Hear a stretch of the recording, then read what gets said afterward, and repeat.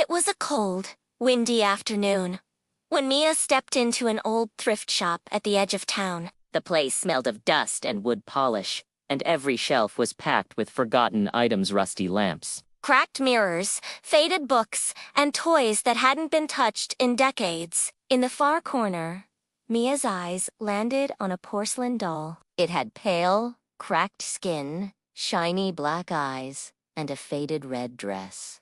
Its smile was too wide, as if someone had forced it to look happy.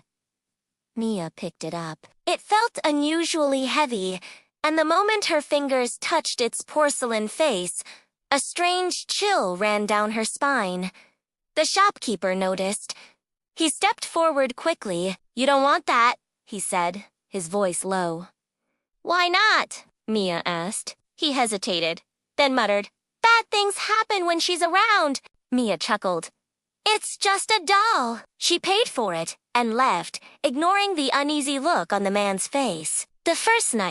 That night, Mia placed the doll on a shelf in her living room. She poured herself tea, curled up on the couch, and tried to forget how strange the shopkeeper had acted. Around midnight, she heard a faint sound.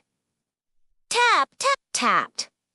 It was soft, like fingernails tapping wood. She got up, looking around, but the room was empty. She decided it was probably just the pipes. When she walked back toward the couch, she froze.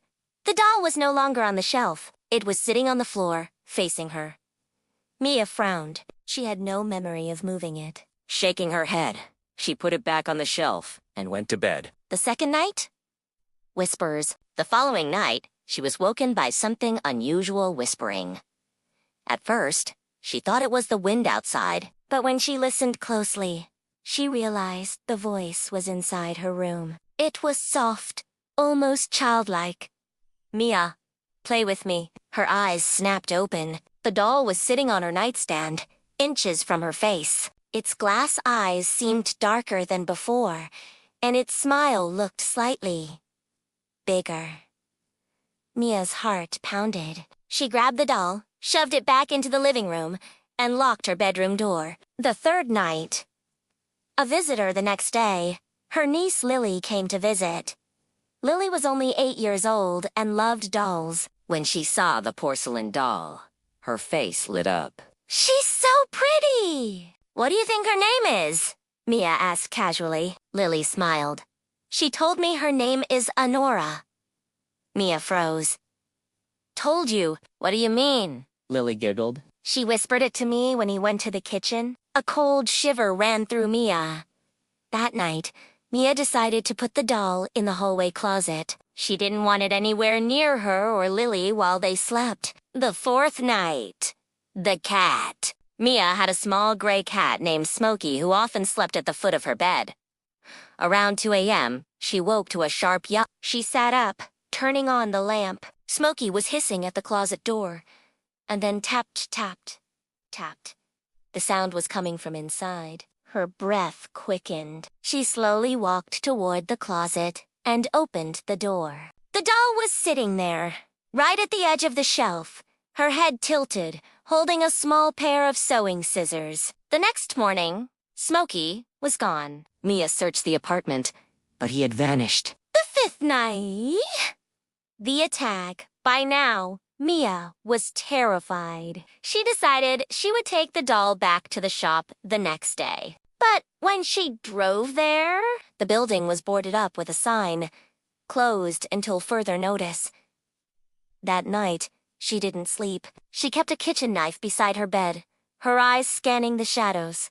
At exactly midnight, she heard the whispers again, louder this time. "Mia, you can't leave me. We belong together." The lamp flickered. From the corner of the room, something moved. The doll stepped into the light, its porcelain legs, bending in unnatural ways. It leapt onto the bed. Mia screamed, grabbing the knife. She stabbed it once, twice, but the doll laughed, a shrill, horrible sound. Its glass eyes seemed to swallow the light. It scratched her arm with the scissors, drawing blood. The fire. Panicked, Mia ran to the kitchen, the doll clinging to her back. She yanked it off. Threw it into the oven, and cranked the heat to maximum. She could hear it screaming, high-pitched and furious. The oven shook, the door rattling violently. Then there was silence. Smoke filled the apartment, and Mia coughed as she pulled the oven door open. The doll's dress was burned away, but its porcelain face was untouched. Its black eyes stared at her, and then its lips moved. "You can't kill me!" The last morning, Mia woke up on the kitchen floor, the smell of smoke still in the air. She didn't remember falling asleep. When she stood up, the doll was gone. She searched every room. Every corner but it had vanished. She told herself, maybe it was over. Maybe it had left. But when she went to her bedroom, her blood ran cold. On her pillow, where she had been sleeping the night before, sat the doll. Its red dress was completely restored, and there was a new, detailed tiny drops of dried blood at the corner of its smiling mouth. Mia never left her apartment again. The neighbors say she talks to someone all night long. Her voice soft, like she's answering whispers only she can hear. And sometimes, if you walk past her window at the right time, you might see the doll sitting perfectly still, her hollow black eyes watching you, waiting.